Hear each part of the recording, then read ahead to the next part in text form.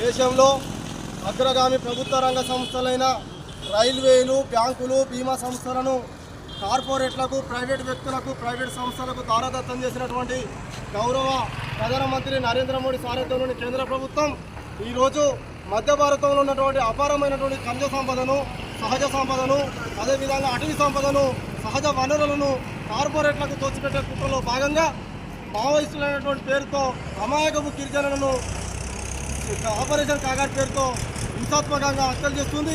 అంతంత పాశవికంగా అమానవీయంగా మరి వారిని గిరిజనులను చంపుతున్నారు. ఇది ముమ్మాటికి రాజ్యాంగ విరుద్ధం, ఇది ప్రజాస్వామ్య విరుద్ధం. కాబట్టి మేము ఈరోజు ప్రజా సంఘాల ద్వారా ఒకటే డిమాండ్ చేస్తూ ఉన్నాం. ఆపరేషన్ కాగారును నిలిపివేయాలి.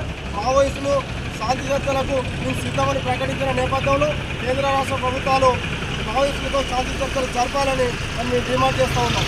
మొన్న బండి సంజయ్ గారు మావోయిస్టులతో శాంతి చర్చలు జరిపేది లేదు, వారిని మేము చంపివేస్తామని అహంకారపూర్తంగా మాట్లాడుతున్నాడు. ఆయన మన వ్యాఖ్యలను ఆయన వెనక్కి తీసుకోవాలి. ఎందుకంటే ప్రజాస్వామ్యంలో చర్చలే ప్రామాణికం. చర్చల ద్వారా అన్ని సమస్యల పరిష్కారం అవుతాయి. కాబట్టి మరి ఆయన అహంకారపూర్తమైన మాటలను వెనక్కి తీసుకొని ఇప్పటికైనా కూడా కేంద్ర రాష్ట్ర ప్రభుత్వాలు మావోయిస్టులతో శాంతి చర్చలకు రావాలని, అదేవిధంగా గత 10 రోజులుగా కర్రెగుట్టంలో కేంద్ర ప్రభుత్వ బలగాలు మోహరించి అక్కడ హెలికాప్టర్లతోని అక్కడ ఉన్నటువంటి ఆదివాసీ గిరిజనులను, అమాయకులను మరి చంపుకుంటూ భయప్రాంతులకు గురి చేస్తున్నారు. కాబట్టి అక్కడ ఉన్నటువంటి పోలీసు వర్గాలు వెంటనే వెనక్కి రావాలని మేము డిమాండ్ చేస్తూ ఉన్నాం. అదే సందర్భంలో ప్రజాస్వామికవాదులు, బుద్ధిజీవులు అందరూ కూడా ఏకమై ఎక్కడికక్కడ కేంద్ర ప్రభుత్వ, రాష్ట్ర ప్రభుత్వ నిర్లక్ష్య వైఖరికి మరి వ్యతిరేకంగా నిరసన ప్రదర్శన చేయాలి, శాంతియుత ర్యాలీలు చేయాలని మరి మేము పిలుపునిస్తున్నాం. నా పేరు మాధవ్ సీరియస్, నేను ప్రజా సంఘాల జేఏసీ హన్మకొండ జిల్లా చైర్మన్.